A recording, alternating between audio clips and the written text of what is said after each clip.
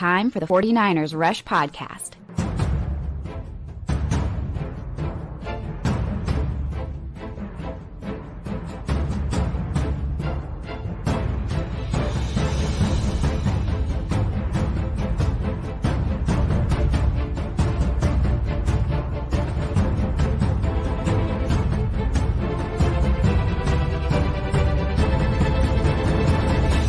And here's your host, John Chapman. What is going on, faithful? It is absolutely incredible to be with you guys for the second time today. Again, if you haven't been joining us, days that I'm live at training camp, I'm going live for just like a real quick, no notes. These are some instant takeaways from training camp. And then I'm coming back later on today. This is part 2, where I go through the notes with you guys. I've got about 4 pages of Scrabbles. Today was a big note day. It was an absolute blast. Had a great time, hung out with Brad and Steph Sanchez for the majority of practice today, which was awesome. After practice, it was hilarious. I don't think it's funny, but Raj with our 40 RSF Niners, he had a flat tire, so we all the content creators kind of got together and changed his tire, which was a fun process. And anyway, great day, great people. Practice was incredible. First day of pads. How could you not be excited? You know, I remember as a player, when it was first day of pads, you were just like, trigger happy. You're ready to freaking go.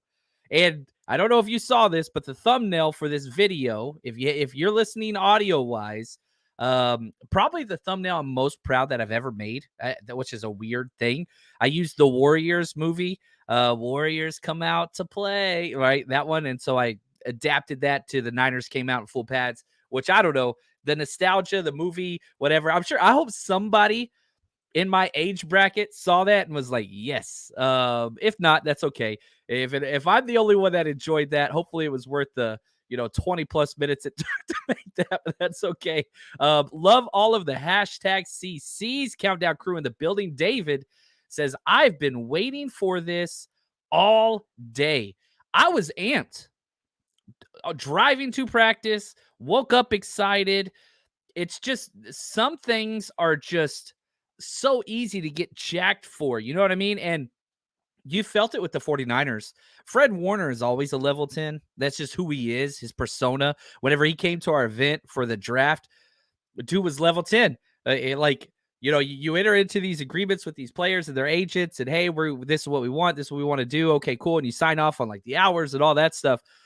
Fred finishes his time. He could have just pieced out and went and hung out in Vegas. He says, hey, man, can I stick around and just hang out with you guys and announce some raffles? And it was like, yes, Fred Warner, you can hang out for as long as you would like. We will not, we're not going to ask you to leave. But it was just cool. That's just who he is. But he's always a 10. This one goes to 11. That dude was pumped up today. Before the one-on-ones and hitting drills all started, offense versus defense, Fred Warner got everybody together. The whole offense, defense, special teams, everybody. He got everybody together.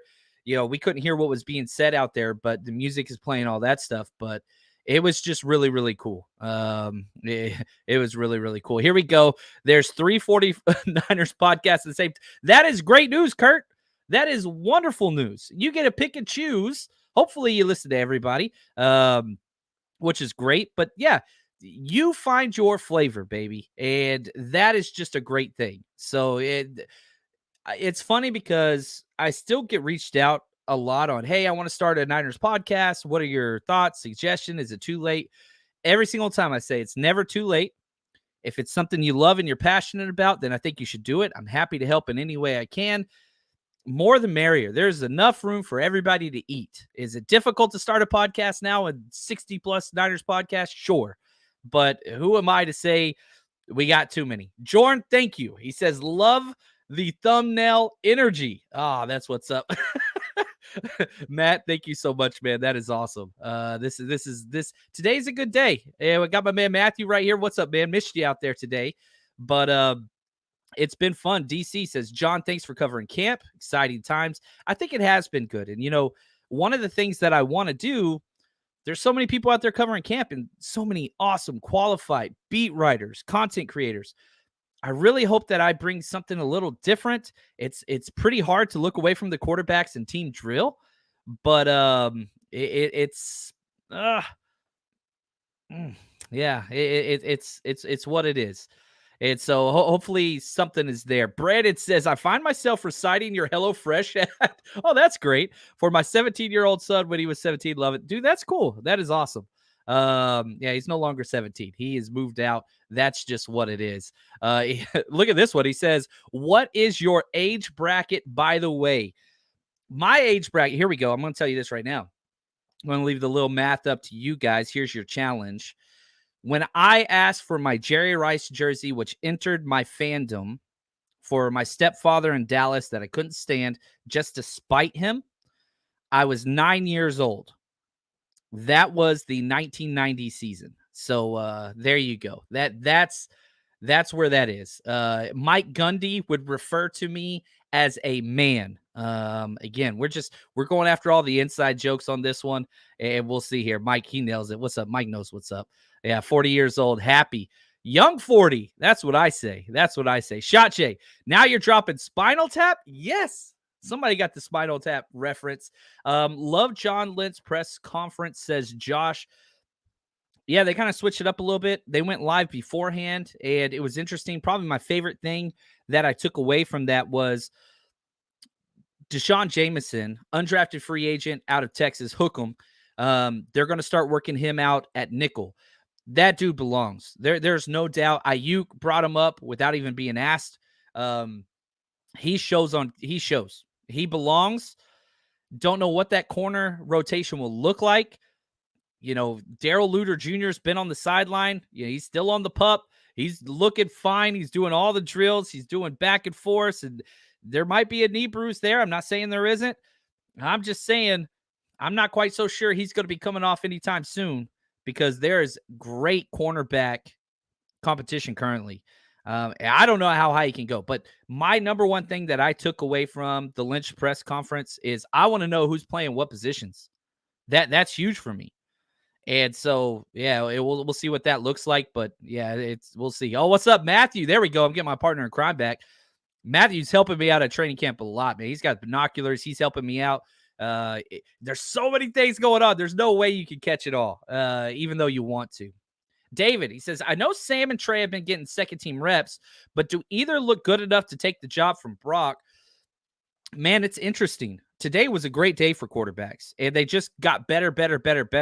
And so whenever all three quarterbacks have good days, it's pretty damn hard to gain ground. Whenever all three quarterbacks have bad days, it's pretty hard to gain ground.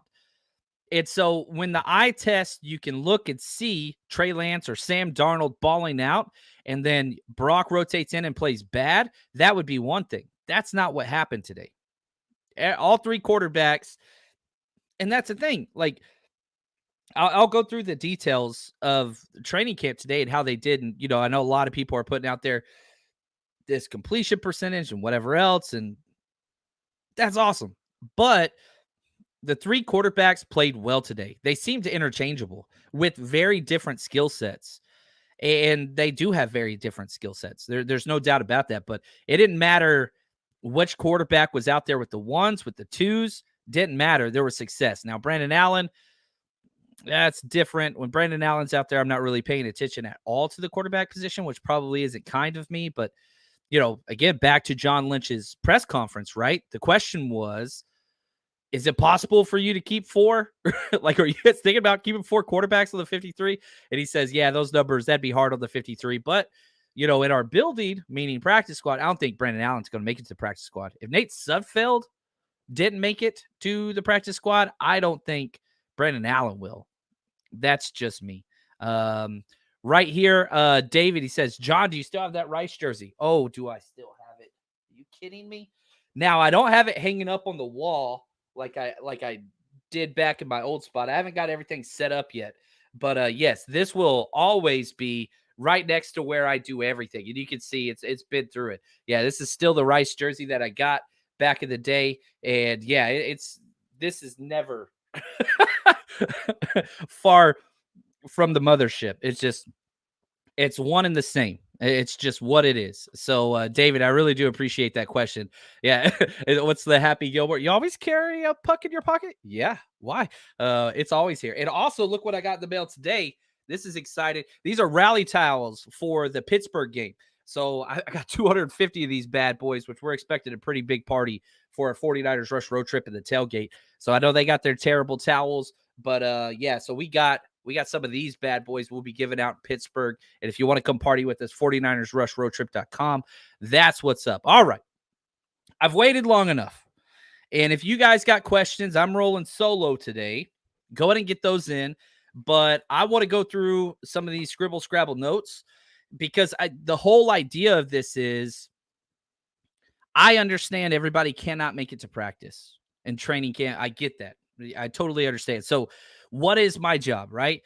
Community and making the fan experience better. So hopefully through going through some of this stuff, it might seem somewhat monotonous for some, but I want you to feel the things that fall through the cracks, things that aren't mentioned in write-ups and things that perhaps people aren't paying attention to. Again, I try to get their practice starts at 10:15. I try to get there about 45 minutes early because I want to see who's coming out first. I want to see who's totally into practice and all that stuff. And it's been the same damn player every time, Jair Brown, the rookie. He's the first one out every day. Every day he's been the first one out.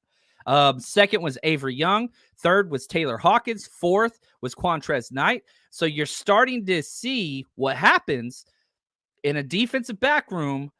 You can't get outworked by the rookie. So if you're fighting for a spot, Avery Young, Taylor Hawkins, Quantrez Knight, you best get your ass out there. And so that's what's coming about. And I love that competition, man. We say it all the time.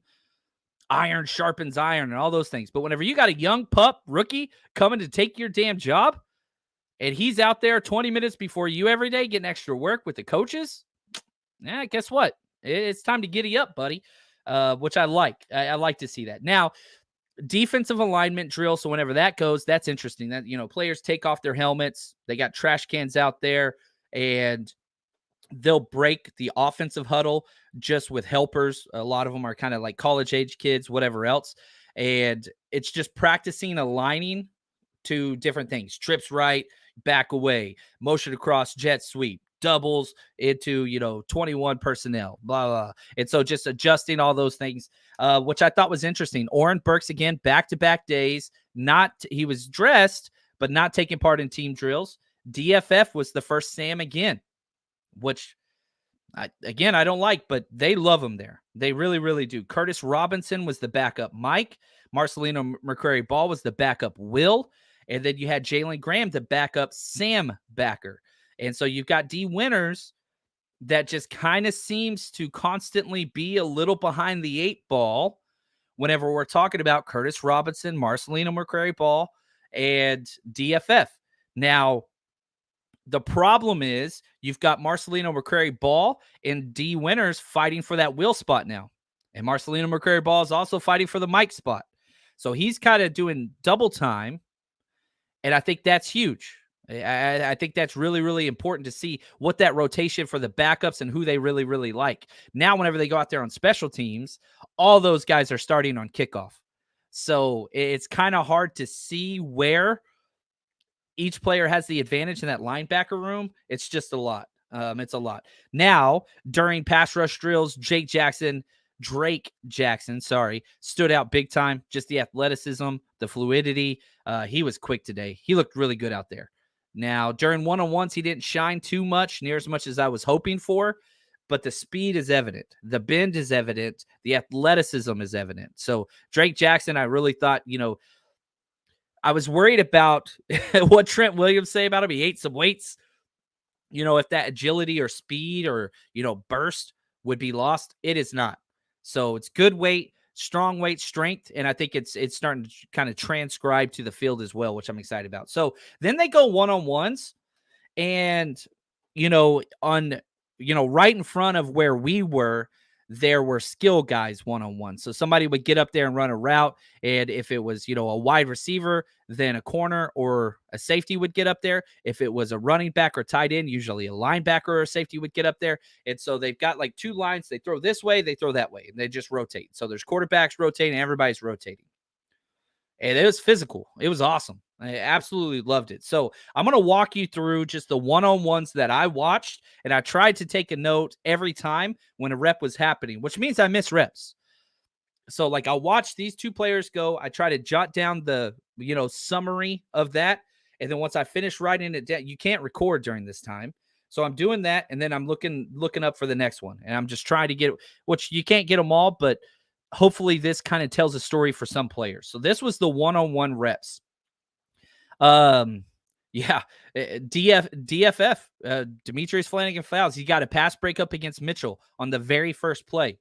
Next up, Curtis Robinson gets a pass breakup against LeBourne. And so I'm just sitting here thinking like, good Lord, these are backup defensive players. Just, again, where do I want the backup running backs to excel? I've been saying it nonstop. Pass catching and route running. It doesn't seem to be coming across. Jalen Graham got toasted by Ronald Watt right after that, which stinks because Jalen Graham, that's where he needs to be successful, is in coverage. Braden Willis, he defeated Hawkins with ease. I thought that was the best Braden Willis looked. He didn't get a lot of team reps, which I was really frustrated with. Seems like Dwelly and Warner and Fumagalli were getting most of the reps today at tight end, but that was frustrating. Hufanga, the number one rep of the day. Hufanga gets up and kind of presses Kittle, and they're just banging on this route, man. They are just knocking the mess out of each other back and forth. Hufanga has them completely blanketed, perfect coverage, and Kittle still caught the ball. I mean, everybody was amped up on that one because it was best on best, most physical against most physical. And so, it's hard to say, well, somebody won the route or lost the route. There was no loser there, but Kittle caught it. The coverage by Hufanga was unbelievable. Avery Young destroyed Dwelly, literally put him on the ground one play. Mason, lots of separation versus DFF, but the pass wasn't good enough to be caught. Didn't see who threw the ball. Winters was toasted by CMC. That was a really bad rep, but CMC was toasting everybody out there, and they kind of pulled him out of drills because it was just not fair. At the end of it, yeah, right here, Cameron Latu got space against Jair Brown, and I was like, oh, check out Latu. But then he drops a perfectly thrown ball, and then terrible body language, hitting himself in the head, moping about it on the sideline instead of getting back. I thought Latu's had the worst practice. I've not seen positivity from him any way, shape, or form. Blown block in team drills, drop pass, had a fumble later. Like, if I had to say, like, the one player that just doesn't seem right up here currently, it's Cameron Latu. Now, if I have to add some nuance to that, we knew this going in. Cameron Latu, you're drafting what he will be, not what he is. And, first week of the trading camp, is he, getting rid of or bucking that narrative? He is not. So I'm going to keep watching 81 and see what happens. But, I mean, literally, 1-on-1, 7-on-7 team, man, it's just straight X's. Like it's hard to find a positive rep that I've seen. And to be fair, he's not getting a lot of reps. Fumagalli, I thought, had a good day. Now, in one-on-ones with D-line and the O-line, I just have to be 100% truthful with you. The perspective, the vantage point that we had where they were was trash. It was damn near impossible to see the offensive linemen for a lot of these, so I just scratched a lot of them. Javon Kinlaw was the best player on the field today. Nobody could stop him. They even lined him up at defensive end in one-on-ones and had him go against tackles. It didn't matter. Javon Kinlaw was unblockable. Like, he at least 5 or 6 wins that I saw. And, as I'm watching different parts of practice, Brad's next to me, and he's like, oh, Kinlaw did it again. Can't stop Kinlaw. And it just boom, boom, boom. So take that for what you want. I know a lot of people hate him, but damn, if we could get that type of disruption, which we've been saying for years, but the eyes, you can't argue with what you saw today. There is nobody that was there at practice that would have said, Kinlaw didn't just straight up kill it. I mean, it was dominating performance. I think the best player on the field today. I really do believe that. Wagee keeps putting together good practices. The undrafted free agent out of North Dakota State would have had a sack yesterday. He had a nice win. T.Y. McGill beat Burford on one thing, which Burford looked really, really good almost all day, but he did lose one rep there. Cleveland got pancaked. I couldn't see who got him, but I saw Cleveland get put on the ground. Pryor got a pancake. Pryor is somebody that pads came on and that dude popped several times today. Matt Pryor, who's going to probably be the swing tackle or maybe just backup right tackle. And a big reason why my concern for Colton McKivitz, who I thought had a decent day today, again, for linemen, you just don't want to notice them. You want boring linemen that just kind of, that's what you want. But the fact that the Niners have two big swings at this spot with Colton McKivitz, who's the leader now, and Matt Pryor, who's got a lot of experience, and damn, he looked good today. I'm just not too concerned. Do I think that you're going to get elite level top 5 right tackle play? No. But the Shanahan scheme is by far one of the offensive lineman friendliest schemes in the NFL. And he's been here for longer. And people forget, Colton McKivitz has been here longer than Jake Brendel, longer than Aaron Banks, longer than Spencer Burford. Has he been starting? No. But it's not like this is new for him. Not at all. The Niners know what they have in him. And even if they're wrong and he's bad or gets hurt, Matt Pryor is not a bad backup. I really do like that number 1, number 2 there. I got Ilm Manning, had a couple good reps, and he was kind of all over the place. They were playing him at guard, center, all kinds of stuff. Luciano was at center. Jalen Moore, he got off balance, lost to Barrett, which, again, another guy that just keeps showing up, Alex Barrett. Do I think he makes the 53-man roster? Nope. But I was under the impression before training camp, this is probably it for Alex Barrett. But that dude, he's back at his right position. Kerry Hyder and Alex Barrett got kicked inside last year when we had the 5 defensive tackle injuries to start the season. They were played out of position. So, yeah, last year sucked. Wasn't good. But that dude, he's done something. His burst, I've never seen him with that much burst before. He is getting upfield. He is disruptive. I've seen it now in 101s. I've seen it in team twice. He's showing out, especially against the threes and the twos. Can he do it against the ones? I don't know.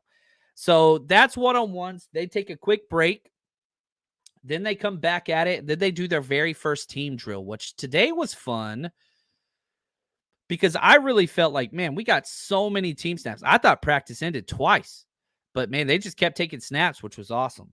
So then they go full team, 11 on 11, full pads, and the quarterback rotations. It was Brock Purdy got all the ones, Trey Lance got the twos, then you had Brandon Allen got the threes, and they'd go back, Purdy ones, swap out Lance for Darnold, then Brandon Allen. So that was kind of the rotation.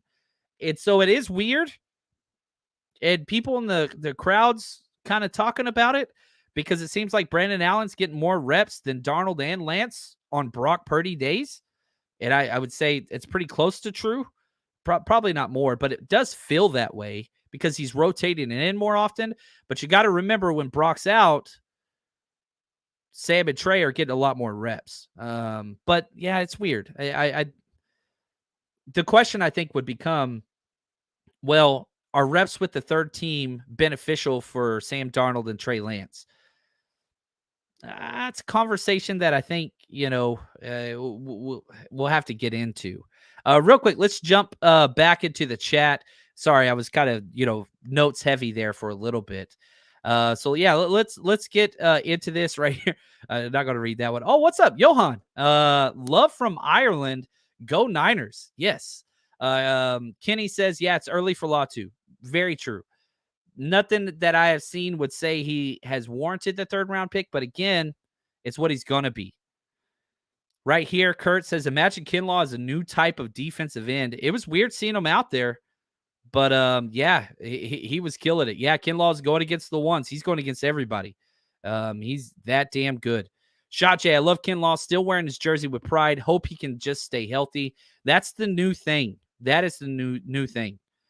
What's up, Ason? He says that Kinlaw lives up to his potential. Yeah, it hasn't happened yet, but that's okay. That's okay. It's what's to say? They can't kill you if you're already dead. They can't kill you if you're already dead. Anything he gives is bonus. That's it. That's it. So I'll take that. I'll take that. Let's see here. Going through. Right here, Middle Cost said Danny Gray got frustrated by lack of downfield throws today. Well, the second play of team, I got it right here. First play of team, Debo hit a jet sweep, and I told everybody, like, I kept getting asked, what about Debo? What about Debo? What about Debo? And I was like, his game's not going to flash in shorts and shirts. That's not what he does. He doesn't generate separation. He's tough. He's physical. Pads came on. First play, jet sweep, Debo, 20-plus yards with ease. Now, could he have broken a tackle and gone for more? Maybe. But, yeah, Debo shined today. There are players with physicality that gets limited whenever you can't be physical. You took away their best trait, and that's what Debo is. But the one thing I can say, and I got this right here, capital FAST, exclamation, exclamation, exclamation. Debo looks fast. Not that he hasn't looked fast in the past. That's all I'm saying at all. I'm saying Debo looks crazy fast. Players don't get up there and, do the 40-yard dashes and all that stuff. But if they did, Debo, I think, would be setting a new personal record for what that dude, he looks unbelievable. Now, that's the first play. The very next play, Danny Gray kind of did a stutter step, just straight down the left sideline, got 10 yards behind the defender, but something happened in the backfield. I was screaming. I was like, great. But this was a Brock Purdy rep. The play kind of got blown dead. And yeah, he was animated, and he always is animated. This is a problem for Danny Gray. And this is something that he's going to have to fix. And if I was Shanahan or on that coaching staff, I'm going to say, look, man, I understand you're frustrated because you're not getting a lot of catches. He had a good day today. I thought Danny Gray had a really good day today. But you can't throw a hissy fit out there just because the ball didn't come to you. There's lots of other stuff happening. And so, like, that's one of the things, like, I want the player, I want Danny Gray to want the ball. I want Danny Gray to fight for it. I want the passion. I want all those things. But when you're out there and you're throwing a hissy fit and doing all this stuff, who are you helping? You're not helping yourself. You're not helping Brock. You're not helping the team. So, like, that's one thing I want to see. But I think Danny Gray has had a really good camp, to be honest with you. But yeah, that one play, I was frustrated because he was wide open. I mean, it was burnt. It was just burnt. Yeah, so that was huge. I see some rosy cheek comments in it. This is awesome. Yeah, I was not in the sun today or any day at training camp. There's overhead, shaded areas. This is just natural, baby. There we go, Shot J. Yeah, he's just naturally rosy cheeked. Yeah, it's been like this since I was a kid. It's what it is. I'll take it though. I ain't mad. I just like Christmas. Diego. He says reps for the backup role should also be modified during preseason, right? Seeing them live game action will tell more. Yeah, the way they handle those things. Because do you put Brock out there for the first quarter, Trey second quarter, Sam third, Brandon Allen fourth?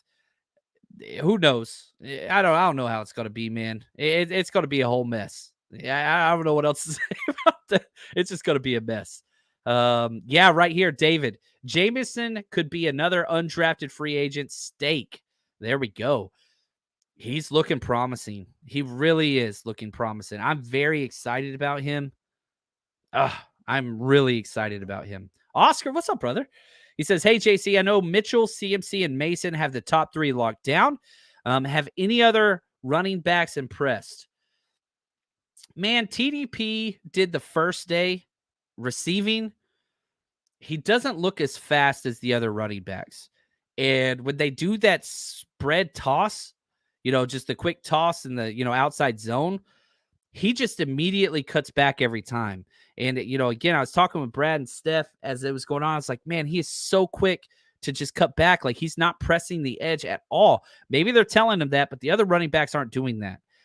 And we saw that last year with him. I mean, he's a downhill physical runner, but that scares me. LeBourne's been fun. LeBourne hyped the crowd up today, which was interesting.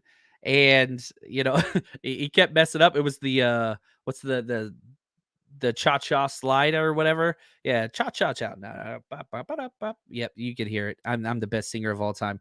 But he kept going the wrong way. It was like to the right, and then he'd step to the left and bump into, his teammate and all that stuff. It was funny. It was funny, but he was a good sport about it. I think he shared it actually on his Instagram, the video that we did, which was cool. So yeah, LeBourne shared one today, and so did Jair Brown. I had some clips of him going through drills and stuff, which was cool. But man, to me, the running back pecking order, this does not reflect what the Niners think it is, but just from me, CMC head and shoulders above everybody.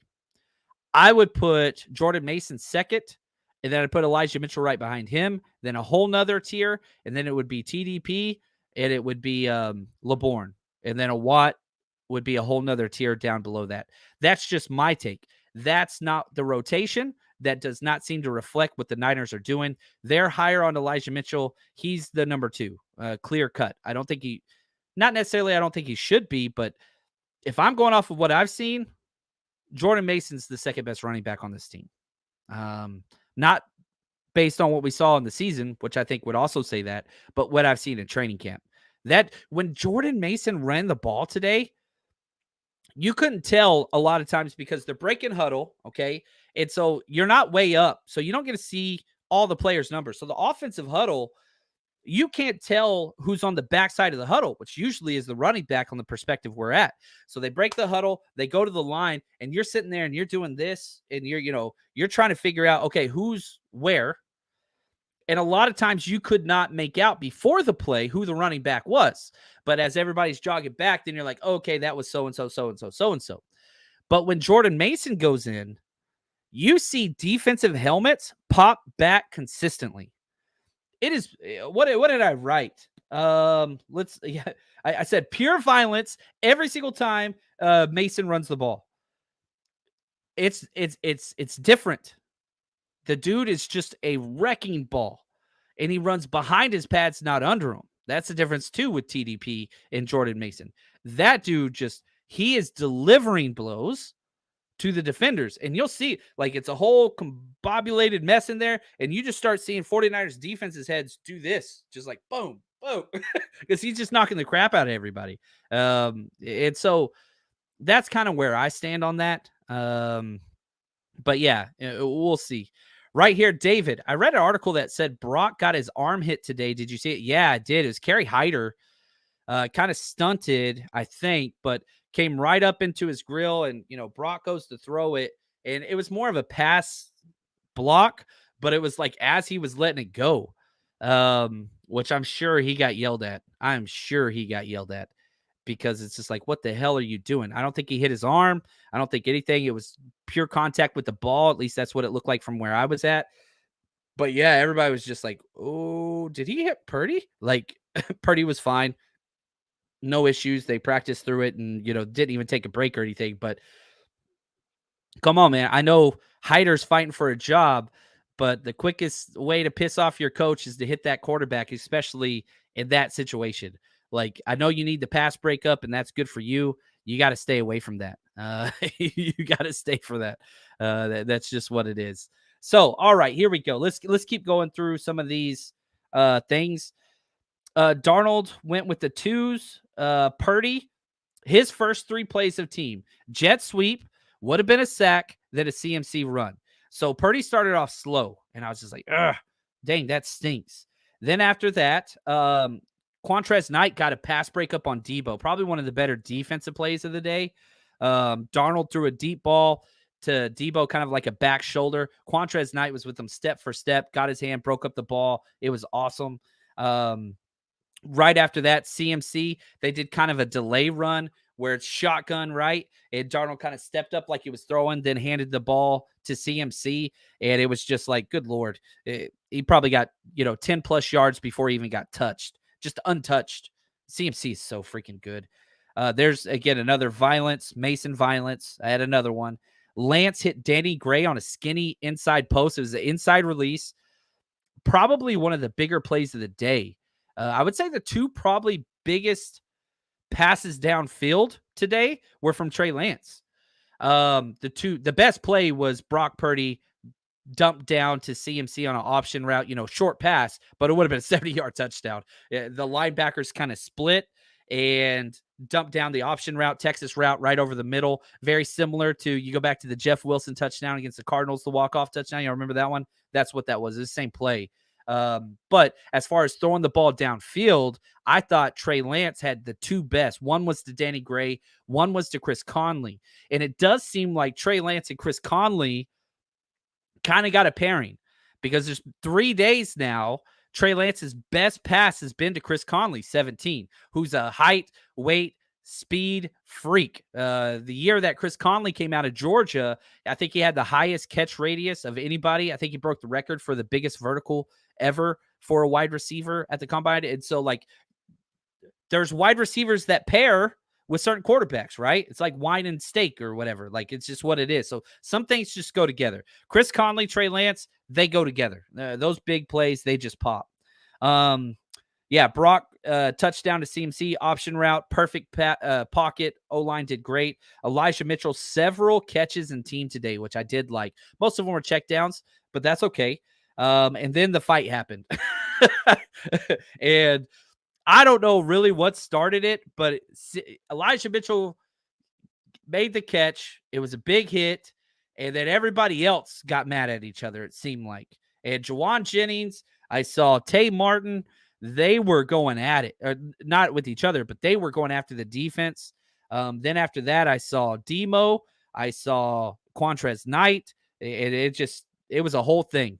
But at some point, Tay Martin got his helmet thrown off. He's rolling on the ground. The mob of 25 plus players starts to push to the to the Fitzes. And anyway, they break it up. Shanahan pulls everybody together, calms everybody back down, and it was a long break. I mean, it was a several minute, let everybody chill out. Juwan Jennings chose not to. He was still, you'd see his head just, he wants all the smoke all the time. That's Juwan Jennings' favorite part of his game. It's just what it is. So anyway, they come back out. Womack had an awesome play. They checked down to the running back in the flats, which they were doing a lot today. And Womack made a nice play. Darnold, decent scramble for a couple yards. Purdy, and this is where Purdy kind of had his back-to-back terrible plays. He goes back in with the ones after that. He grounds the ball to Warner or Fumagalli. There's 88 and 89, and they roll up their freaking jersey so that it looks the same. I don't know who it was. It might have been Fumagalli. I don't want to be incorrect there, but it's one of those two. It was kind of a 10-yard out route, and, I mean, that ball hit 5 to 10 yards before the tight end. It was terrible ball. Terrible ball. Very next play gets intercepted by Dre Greenlaw. So you had this early on. Purdy hadn't had a lot of success yet, and as far as practice and team goes, gets the interception right after another bad pass. It was just like, let's see what happens. Then Trey Lance comes in, his first time since the fight. Quick outlet pass to the running back versus a blitz. They blitz the Sam backer, and he recognizes it and just quickly dumps it out. I was jumping up for joy because this is where Trey Lance has to improve. Brock's got that part down. I ain't worried about Brock with that. He just gets the ball out quick. But Trey has struggled with this. And this was the first time today, but he did it again where it was a quick blitz. And I think Steve Wilkes is doing him a favor because he's blitzing Trey Lance. And say, man, you got to know your hot routes and you got to get that ball out quick. And Trey was very, very efficient at that. The deep balls weren't there. Again, I think the deepest pass completion was maybe 14 air yards today. Maybe. That's being generous. Might have only been 10. But I like that Trey checked it down quick. Rookie tight ends just not getting much playing time. So there we go. Team's over. That's the first session of team. and they break, and then they go to special teams. So that's the first part of practice. During they practice kickoff return today, and I thought that was interesting because they've been working punts almost exclusively.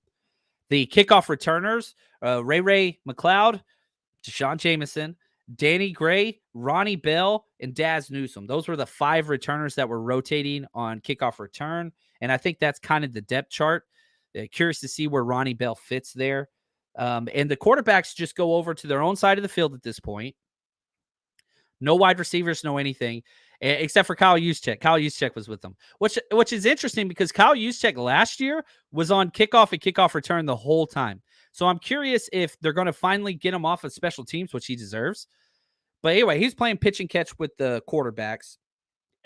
And Kyle Juszczyk goes about 35 yards downfield on the sideline. And the quarterbacks just like 3 straight throws each to Kyle Juszczyk down the field, kind of deep balls. And it was during that time, it was so evident just what these different quarterbacks bring to the table whenever it comes to this quote unquote deep ball. And so I just started taking notes what I noticed on each one of them. What's up, the Godfather, Nicholas Parra? What's up, man? Thank you for the super chat. He says, "What's up, my brother? Thanks again for providing us with an honest take on training camp. So glad you represent us with class. You're the best, man. Thank you. Appreciate that, dude. Very kind words. And I'm excited to hang out in Pittsburgh. Now here's what I got. Okay. These were my initial takeaways because each quarterback went through about 4 or 5 deep throws. Then Juice went to the other side, 4 or 5 deep throws each, all while the specialty. It was just nonchalant, but you could tell the style of quarterback play and the style of thrower. Lance by far looked the best, and it wasn't even close. But this is where Lance should shine. He has the strongest arm by a mile. It just looked easy. A couple of them fluttered, not perfect spirals all the time, but it's just low and on a rope. Darnold, that dude, he spins it. And so, you can hear it sometimes when you hear a quarterback that has that revolutions, the ball spins 3 times as fast with Darnold. That's why he always has that perfect spiral.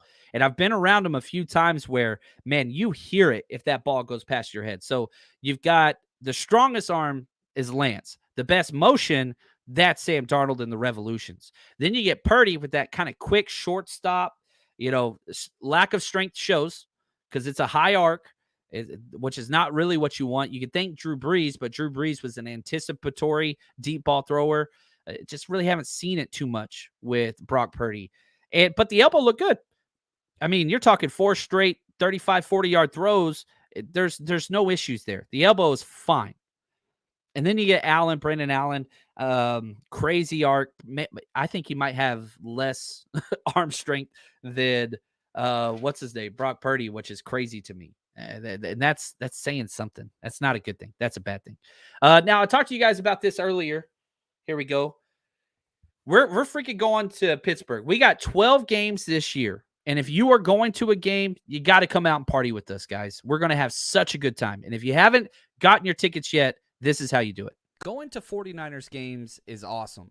But what's even better than that is going to 49ers games with the faithful, joining the community. And we got you covered. The 49ers Rush Road Trip is going into its 4th year of bringing the faithful together. Night before parties, tailgates the day of. We got you covered. Go get your tickets at 49ersrushroadtrip.com. All right. So then after all that period, they go back to team number 2. And this was fun because this is the energy level just kept increasing and the offense just kept getting better and better.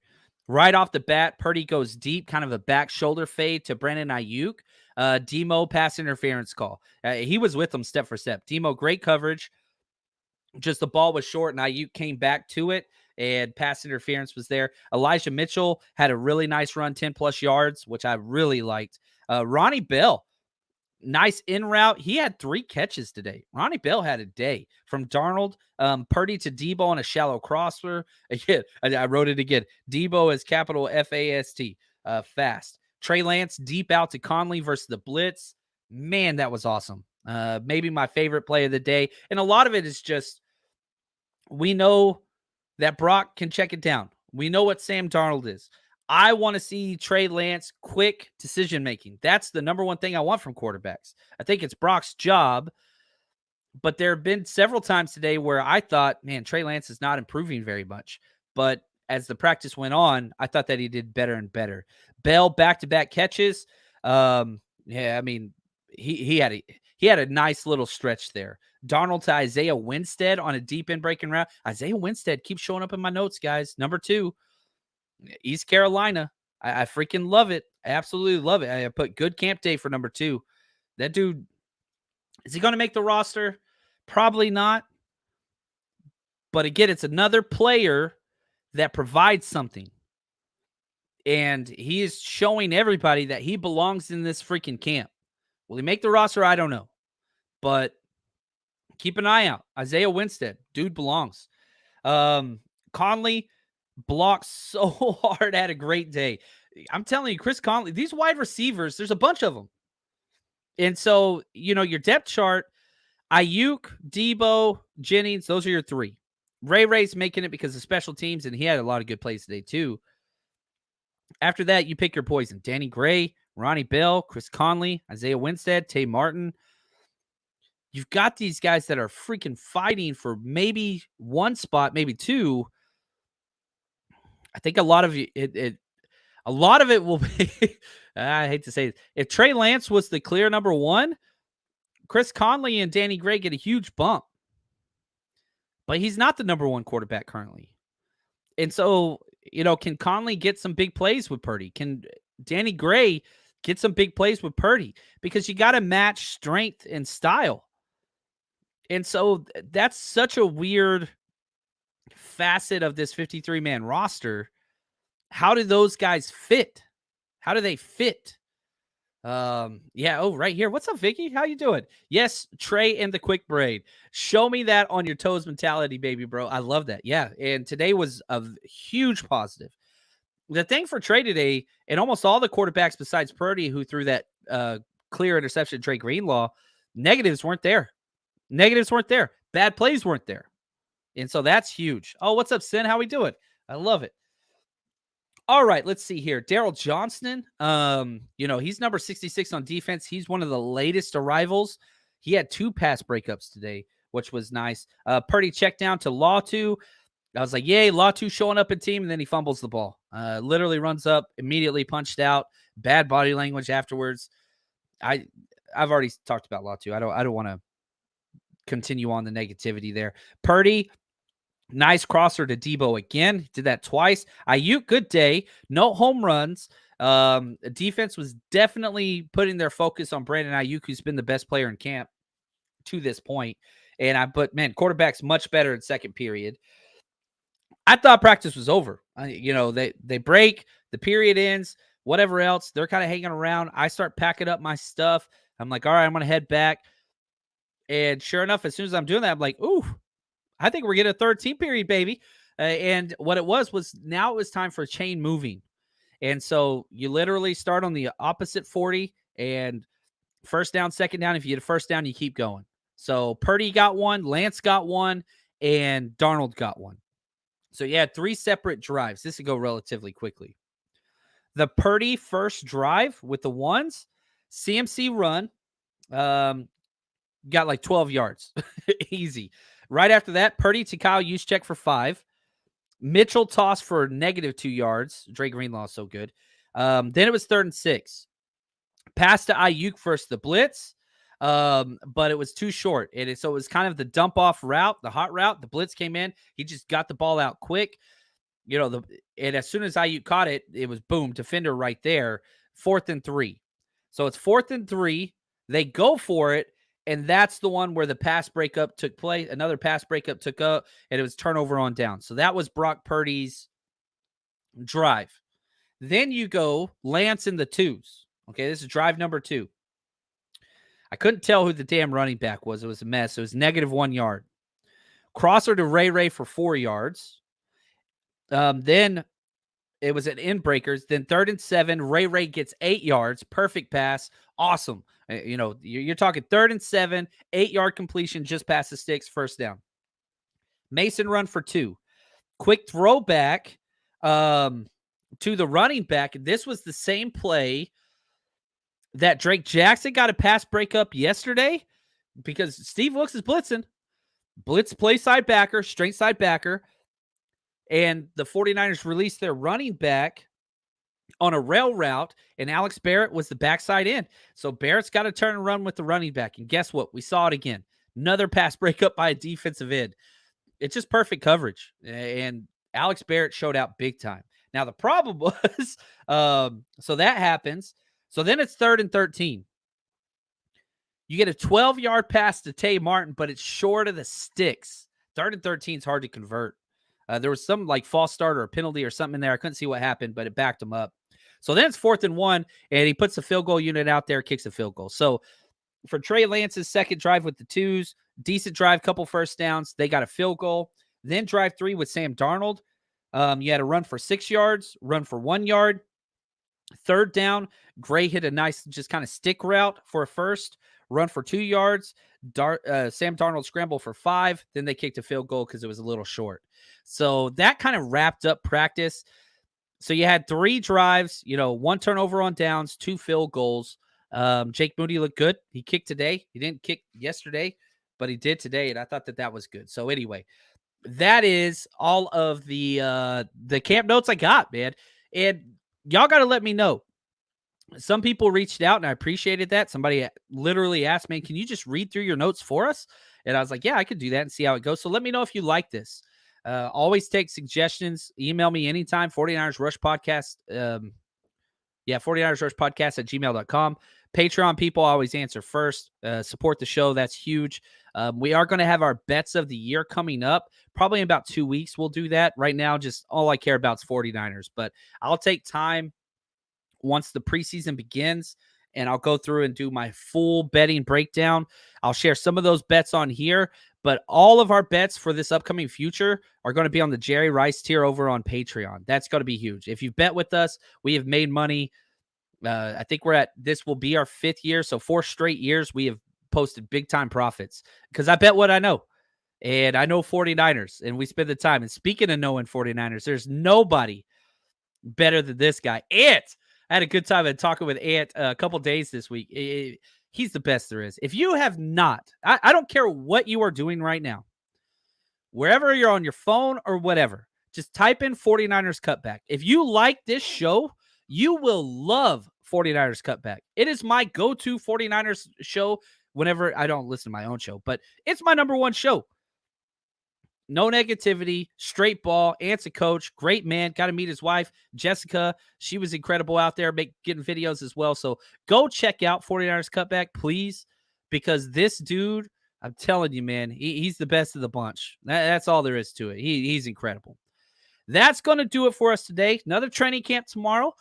I'll be up bright and early, be out there, and we'll do another day. Now, I do have to say this as far as the John and Wayne show. Tomorrow morning, I'll be at camp. So we're going to push the John and Wayne show to Wednesday, 10 a.m. Pacific Standard Time.